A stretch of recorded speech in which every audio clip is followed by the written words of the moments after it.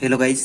आज की इस वीडियो में हम देखने वाले हैं केमिस्ट्री का अध्याय 1 से, जो कि ठोस अवस्था उसका नाम है। और क्लास 12th से हम देखने जा रहे हैं। इस वीडियो में हम ठोस अवस्था के बारे में जानने वाले हैं। तो ठोस किसे कहते हैं, ठोस कितने प्रकार के होते हैं, और जो ठोस के प्रकार है उनकी विशेषताएं क्या है। तो आज की इस वीडियो में हम पूरी जानकारी ठोस के बारे में जानने वाले हैं। तो इस अध्याय में से आपका यहाँ पर ऑब्जेक्टिव आने वाले हैं 4। तो आपको डिटेल में पढ़ना पड़ेगा, जब जाकर आप ऑब्जेक्टिव कर पाएंगे।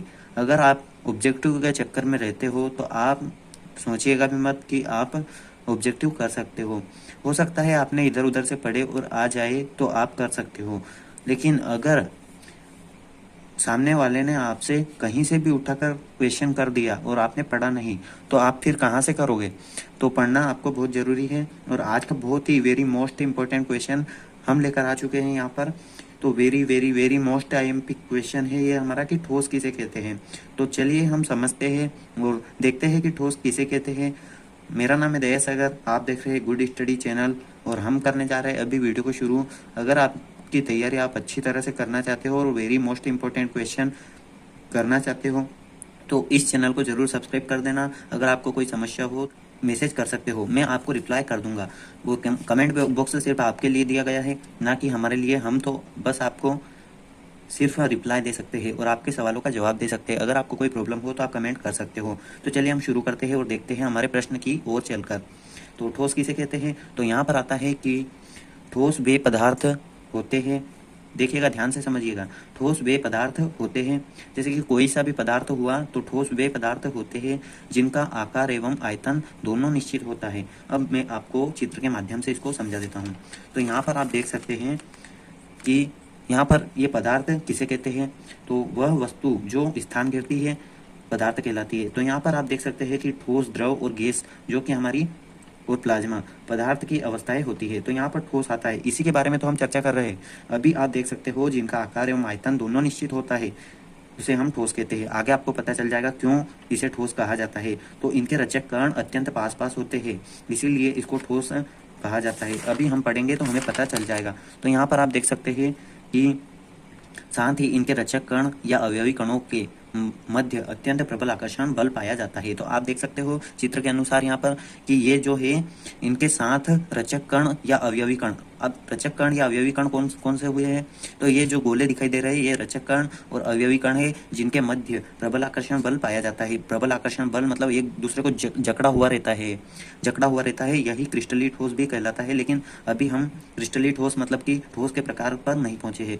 तो हम यहाँ पर देखते हैं कि मध्य अंतराकाशीय दूरी लघु होती है, लघु मतलब कि छोटी। तो आप देख सकते हैं इनके मध्य अंतराकाशीय दूरी जो है बिल्कुल छोटी है, मतलब चिपक कर बैठी है, एकदम से जकड़े हुए। तो यहाँ पर आप देख सकते हो कि प्रबल आकर्षण बल पाया जाता है। इनके मध्य अंतराकाशीय दूरी लघु होती है। इनके रचक कण मध्य स्थिति में दोलन करते हैं। अब आप देखिए मध्य स्थिति में दोलन कैसे करेंगे। तो जैसे कि एक डिब्बा है, तो यह इसकी इतनी जगह है, तो अपने आप यह घूम सकता है इतनी इतनी जगह में, अपने आप ही यह इतनी इतनी जगह में दोलन कर सकता है। तो इसके हिसाब से यह लाइन लिखी गई है कि इनके रचक कण कौन कौन से होते हैं। जो मैंने अंडे बनाकर रखे हैं ना, मतलब गोले बनाकर रखे हैं ना, इनको ही हम रचक कण बोलते हैं। तो इनके रचक कण मध्य स्थिति में दोलन करते हैं। अब ठोस के हम प्रकार देखते हैं। तो ज्यामिति के आधार पर ठोस दो प्रकार के होते हैं। तो ठोस पदार्थ ज्यामिति के आधार पर दो प्रकार के होते हैं। कौन कौन से, क्रिस्टलीय ठोस और अक्रिस्टलीय ठोस। तो यहाँ पर आप देख सकते हैं, पहले हम क्रिस्टलीय ठोस के बारे में जानते हैं। तो ऐसे ठोस, देखिएगा ऐसा कोई नहीं समझाने वाला है आपको और ऐसा नोट्स कोई नहीं दिखाएगा। ऐसे ठोस जिनमें अवयवी कणों का एक निश्चित नियमित क्रम होता है और इनकी निश्चित ज्यामिति होती है, इसलिए इन्हें क्रिस्टलीय ठोस या वास्तविक ठोस कहते हैं। अब आपको ऐसे कोई भी बताएगा अगर लिखा हुआ भी, तो बस इतना बोल देगा कि क्रिस्टलीय ठोस कहते हैं। लेकिन क्रिस्टलीय ठोस का एक दूसरा नाम भी होता है जो कि है वास्तविक ठोस। तो आप देख सकते हैं ऐसे ठोस जिनमें अवयवी कणों का एक निश्चित नियमित क्रम होता है और इनकी निश्चित ज्यामिति होती है, इसलिए इन्हें क्रिस्टलीय ठोस या वास्तविक ठोस कहते हैं। उदाहरण के लिए देखिए, आप देखिए कि हीरा, उसके बाद ग्रेफाइट, नमक, फिटकड़ी, शक्कर, उसके बाद सिलिकॉन, SiC, यह सिलिकॉन का सूत्र होता है। अगर आपको नहीं पता है तो आपको यह भी पता चल चुका है। ग्रेफाइट क्वार्ट्ज, सिलिकॉन का दूसरा भाग, मतलब कि उसका डबल करके, तो SiC2 आदि। अब आप देखिए क्रिस्टलीय ठोस की विशेषता बहुत सरल है। तो इनकी निश्चित ज्यामिति होती है। अभी हमने थोड़ी देर पढ़ा था इनकी निश्चित ज्यामिति होती है। देखिए मिलती जुलती है उनकी ठोस की परिभाषा और ठोस की विशेषताएं मिलती जुलती बिल्कुल। तो इनका गलनांक निश्चित होता है।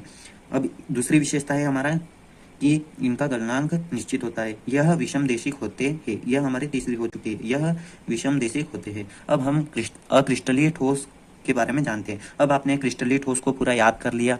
बस क्रिस्टलीय ठोस को आपने याद किया है तो आपको अक्रिस्टलीय ठोस बिल्कुल इसको अपोजिट कर देना है। क्रिस्टलीय ठोस का अपोजिट है अक्रिस्टलीय ठोस। तो देखिएगा अब हम दोनों को मिलाते हैं और यहाँ पर आप देखिए जैसे कि यहाँ पर लिखा था कि ऐसे ठोस जिनमें अवयवी कणों का एक निश्चित नियमित क्रम होता है और इनकी निश्चित ज्यामिति होती है। तो बिल्कुल अपोजिट, बस नहीं का अंतर आएगा इसमें। ऐसे ठोस जिनमें अवयवी कणों का एक निश्चित नियमित क्रम नहीं होता है, आप देखिए बिल्कुल अपोजिट है इसका, और इनकी निश्चित ज्यामिति नहीं होती है। आप देखिए यहाँ पर भी था कि निश्चित ज्यामिति होती है, मतलब कि क्रिस्टलीय ठोस, और यहाँ पर है कि इनकी निश्चित ज्यामिति नहीं होती है। या फिर आप ऐसे भी लिख सकते हैं कि इनकी अनिश्चित ज्यामिति होती है। आप समझ गए होंगे, आई होप कि आपको समझ में आ रहा होगा। इसलिए इन्हें अक्रिस्टलीय या आभासी ठोस कहते हैं। देखिए उसमें क्या था कि इसलिए इन्हें क्रिस्टलीय ठोस या वास्तविक ठोस कहते हैं, और इसमें क्या है कि इनको अक्रिस्टलीय ठोस या आभासी ठोस कहते हैं। तो उदाहरण के लिए हम दे देते हैं इसमें कांच, प्लास्टिक, रबर, पीवीसी और यूरेथीन। ठीक है, यूरेथीन, पॉलीयूरेथीन। तो आप पीवीसी का हम फुल फॉर्म देख लेते हैं थोड़ा सा। तो मैं रसायन में चलकर आपको दिखा देता हूँ कि पीवीसी का फुल फॉर्म यह होता है। एक अध्याय में आपको आना है और पूरे डिटेल से पढ़ना है। तो यहाँ पर आप देख सकते हैं पीवीसी का फुल फॉर्म पॉलीवाइनिल क्लोराइड। पॉलीवाइनिल क्लोराइड मैं थोड़ा सा नीचे कर देता हूँ कि स्क्रीन पर दिखाई नहीं दे रहा है। तो यहाँ पर आप देख सकते हैं, और ऊपर है पॉलीवाइनिल क्लोराइड। थोड़ा सा आपको पास में करके भी दिखा देता हूँ, ये दिखाई दे रहा है पीवीसी, पॉलीवाइनिल क्लोराइड। ओके, इसको वापस बंद करते हैं हम और हमारे प्रश्न पर आ जाते हैं। तो हम क्या पढ़ रहे थे कि अक्रिस्टलीय ठोस किसे कहते हैं, तो आपको मैंने पूरा समझा दिया था। फिर हम आ गए थे उदाहरण पर। तो कांच, प्लास्टिक, रबर, पीवीसी, पॉलीयूरेथेन। और यहाँ पर आप देख सकते हैं कि अक्रिस्टलीय ठोस की विशेषता, बिल्कुल क्रिस्टलीय ठोस की विशेषता आपने अभी याद की थी, और अभी इसको जस्ट हमें अपोजिट कर देना है। तो यहाँ पर आप देख सकते हो कि इनकी निश्चित ज्यामिति नहीं होती है। इसमें क्या था कि इनकी निश्चित ज्यामिति होती है, और इसमें क्या है कि इनकी निश्चित ज्यामिति नहीं होती है। अब इसमें क्या है, इनका गलनांक निश्चित होता है। तो इसमें आ जाएगा इनका गलनांक निश्चित नहीं होता है। अब इसमें है कि यह विषम देशिक है। तो विषम का अर्थ होता है सम। विषम का अर्थ हम इसका जस्ट उल्टा कर देते हैं तो सम आ जाएगा। विषम का अपोजिट क्या होगा, सम। तो अब हम देखते हैं यह विषम देशिक होते हैं और यह समदेशिक होते हैं। तो इनके हमने आज विशेषता भी पढ़ ली है। क्रिस्टलीय ठोस की हमने उदाहरण भी देख लिए कि क्या क्या होते हैं। उसके बाद आप यहाँ पर स्क्रीनशॉट भी ले सकते हो, इसका आधा आधा स्क्रीनशॉट दोनों तरफ का आ जाएगा। और यहाँ पर आप कॉफी में भी लिखना चाहो तो लिख सकते हो। और उसके बाद आपको क्या करना होगा, इसको याद करना है अच्छी तरह से। याद करने के बाद कॉफी में लिखना है, और कॉफी में लिखकर देखोगे तो आपको बिल्कुल अच्छी तरीके से याद हो जाएगा। तो मैंने आपको पूरा क्वेश्चन समझा दिया है अच्छी तरह से। और दूसरा क्वेश्चन हम लिखकर आने वाले हैं कि अक्रिस्टलीय और क्रिस्टलीय में अंतर, या फिर क्रिस्टलीय या अक्रिस्टलीय ठोस में अंतर।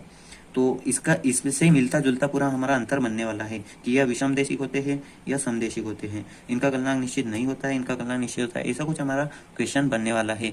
तो अक्रिस्टलीय ठोस और क्रिस्टलीय ठोस का तो 2-3 पॉइंट तो आप इनमें से देखकर ही बना सकते हो। बाकी 2-4 पॉइंट की मैं व्यवस्था करके लेकर आता हूँ आपके लिए। और अगली वीडियो का इंतजार करिए ताकि मैं फटाफट से लेकर आ जाऊँ वीडियो को। ठीक है, तो 12th की हम अच्छे तरीके से वेरी मोस्ट IMP को तो देख ही लेंगे। और जब तक मैं वीडियो बनाऊंगा आप देखते रहिए, चैनल को सब्सक्राइब कर लीजिए। और 12th की ही नहीं, अगर मुझे 9th का समय मिल जाता है तो अभी दीपावली की छुट्टी आएंगी तो मैं 9th की भी बना दूंगा आपके लिए। आप टेंशन ना लें, पूरा स्टडी का चैनल है, आपको स्टडी पूरी तरह से करवाई जाएगी। अभी समय लगेगा क्योंकि वीडियो स्टडी कोई कम होती है क्या, एक एक क्वेश्चन की एक वीडियो बनानी पड़ती है। तो आप सोच सकते हैं कि अभी थोड़ा समय लगेगा, और समय लगेगा तो सही, लेकिन मैं ऐसी वीडियो बनाऊंगा कि आप सारी वीडियो को देखकर अपनी प्रिपरेशन कर सकते हो। सो आज की वीडियो के लिए बस इतना ही, और मिलते हैं हम ऐसे ही किसी वेरी मोस्ट इंपॉर्टेंट क्वेश्चन के साथ। तब तक के लिए गुड बाय, टेक केयर। मेरा नाम भी जानते जाइए, मेरा नाम है दया सागर। आप देख रहे हैं गुड स्टडी चैनल। तो यहाँ पर गुड स्टडी चैनल, यहाँ पर आपको गुड स्टडी वीडियोस ही मिलने वाली है।